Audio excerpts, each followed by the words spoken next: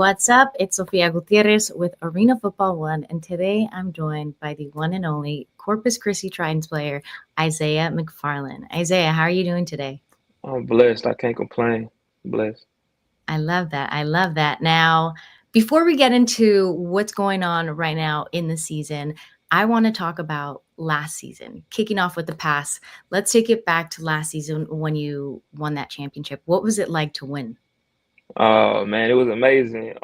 You think about what you had gone through the whole year.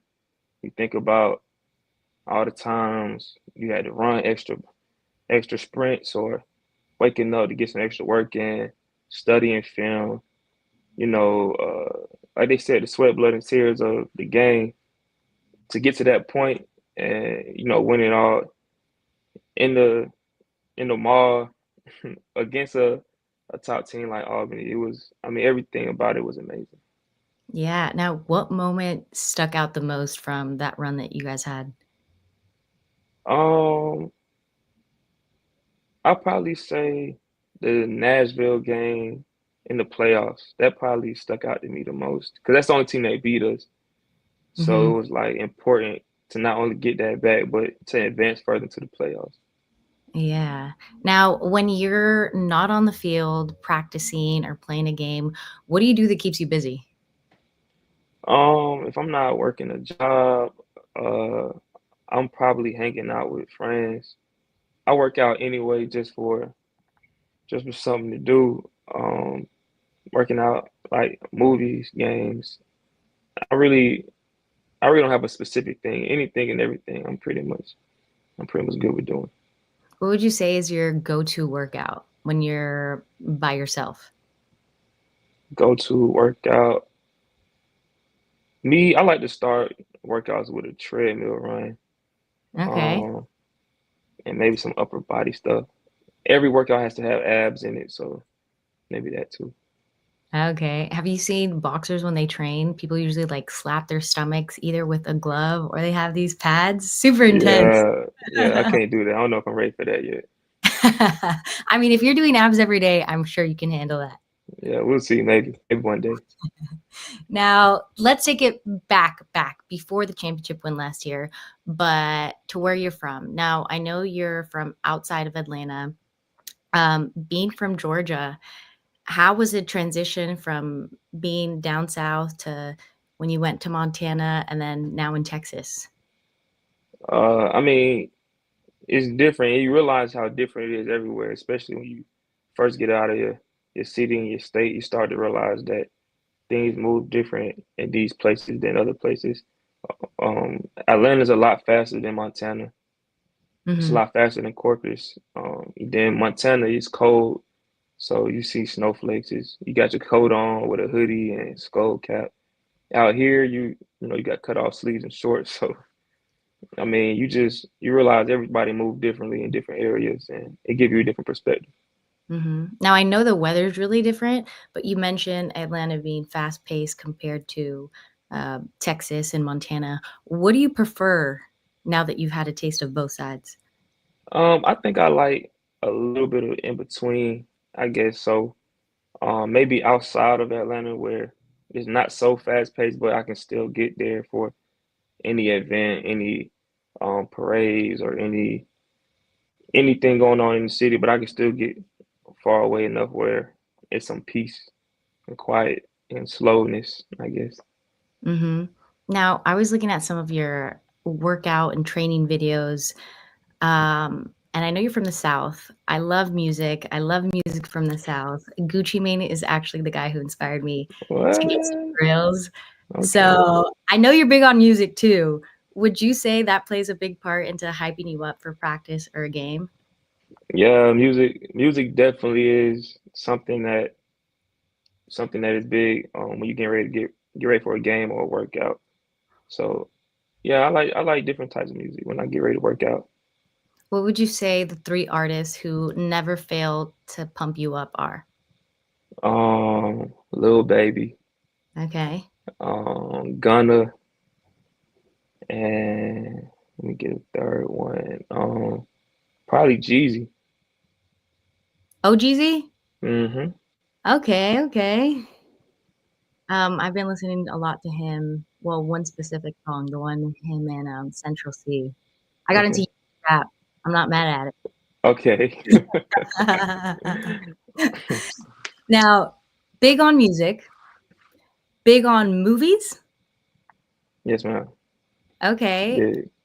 Now, before we started rolling, you had mentioned what you studied in college and what inspired you to go that route.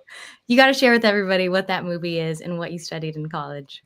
Bad Boys and it's criminal justice. Watching Bad Boys made me say I might be able to do that one day. Yeah. Now, what was something that maybe shocked you when you started studying and pursuing that? It's a lot more writing, like writing for different cases and studying different cases. It's a lot more of that than I thought it was going to be. So that's Mhm. one thing I didn't know was going to take place, but it all worked out. Mhm. What was something that you went through in college that was like an obstacle and you overcame it? How did it shape you, or what impact did it have to be the person you are today?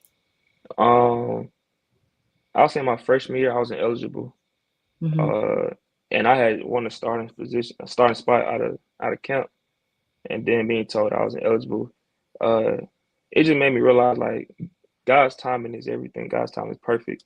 You know, as long as you do your part, you really got nothing to worry about. So I just took the year to learn the defense, perfect my craft, do as best as I can, and understanding like at the right time when God's right timing for me, it'll happen as long as I stick to my part of the job. Amen to that. Now, I got to ask, what's been the biggest difference of playing football in college to the switch to arena football? It's definitely the walls. Um, then you have as a DB, you got receivers running at you from behind the quarterback, so that's different. The 8 man, that's different. So there's a couple of key differences that when I first got in it threw me off for a second. I had to get my feet in right. Have you gotten used to the wall, or have you learned to work with it? Yeah, I've gotten used to it. I learned how to move and do what I do with the wall now. So And what about the fan interactions? Because you are up close and personal, whether you're making a catch and landing on them, or you're trying to get a ball that is about to hit them and you flip over. Seeing that in real time is like, oh my goodness. It's kind of like baseball. And I know you played baseball before, when yeah, you're in the outfield. yeah. It's definitely different because the fans right up on you, so you hear them talking to you, whether it's another team talking trash or somebody trying to help you out. Like this person likes to do this.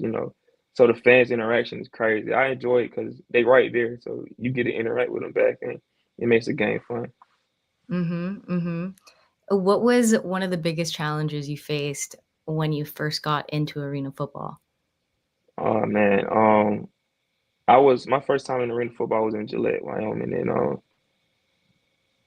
I could not, for the life of me, slow down because again the receivers are running at you. You're in man coverage. I'm ready to backpedal as fast as I can to stay over top so I don't get beat. And my Coach Cedric Walker at the time, was telling me like, you know, you getting out of there so fast, you giving up so much space, you making it easy pitch and catch, and I couldn't get it down at first. So luckily, I learned how to fix that, or I might not be talking to you today. Yeah. And how, if you had 3 words to describe your playing style, what would those 3 words be? Um, Now would be risk, risky. Um, I guess film or like instinctive. I guess instinctive because of Mhm. the stuff I see on film, and I guess opportunist. If those aren't all the same thing. Mhm. No, I get you, I get you. Yeah.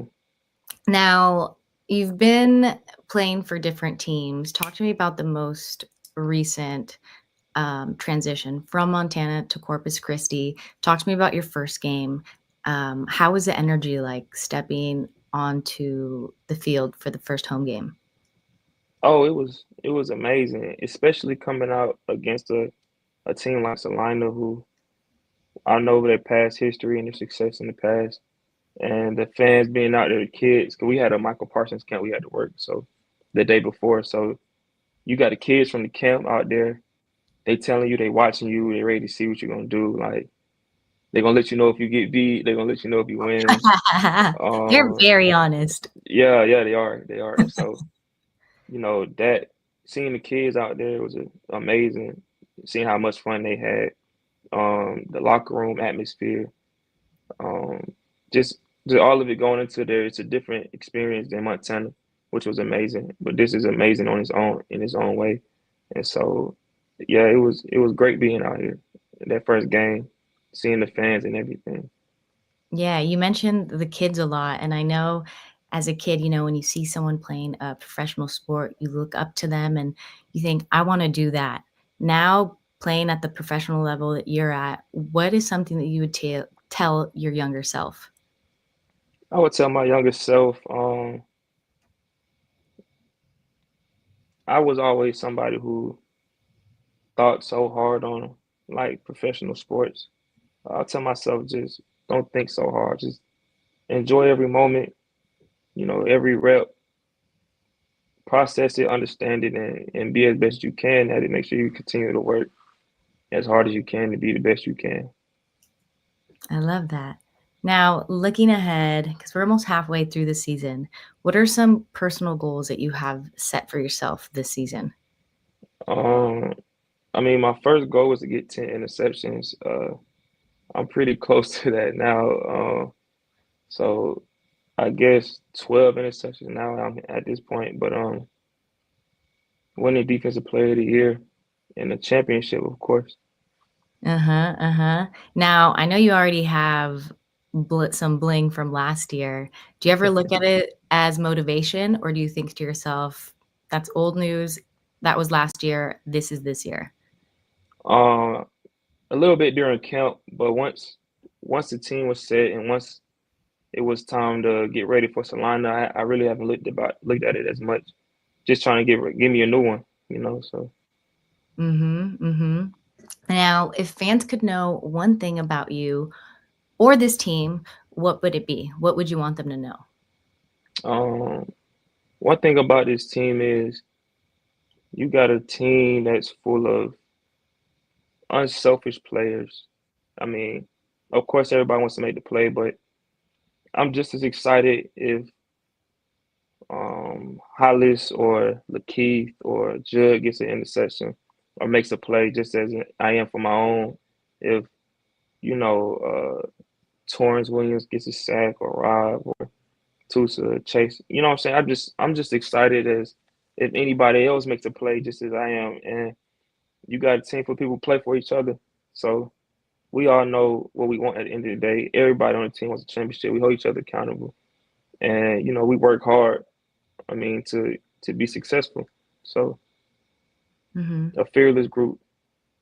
I love that. Now, being new to the Tritons, was there someone who kinda started looking out for you or you became super close with? Um, I don't know. Me and Arthur Anderson are pretty close, but we played last year together. We played in Wyoming together, so we kind of came in together, and that's probably who I hang out with the most. Mhm. Now, I know that the bond between a team, what happens outside of the field or off the field translates to when you're playing in the game. I played softball, so I know how that goes. That's why you have these team bonding, these dinners and stuff like that. Is there any activity that you like to do with the team to bond? Um, I mean, outside of being in each other's room, whatever the case may be, just to chop it up or being at different events, like different events for sponsorships. Just last night we was at this place called Neil's, who's a sponsor, and they feed us after practice, and they got games and stuff in there. So, I mean, nothing specifically, but every now and then we get together for whatever the case may be. Maybe to play the game, maybe just to chop it up, maybe Mhm. just to go to one of these sponsorships. So, Nice. You mentioned games. What type of games? uh, you got Madden. You got the video games. Nils has things like checkers, like the big checkers, or like the big the big pool where you kicking the soccer ball as if you like playing on the pool table. A lot more interactive games. So yeah, And I'm sure it gets competitive. yeah, it do get competitive. Oh, well, Isaiah, thank you so much for taking the time and chopping it up with me. I'm excited to follow your journey as well as the rest of Corpus Christi. I appreciate you for having me. Thank you. Of course, best of luck this season. Thank you.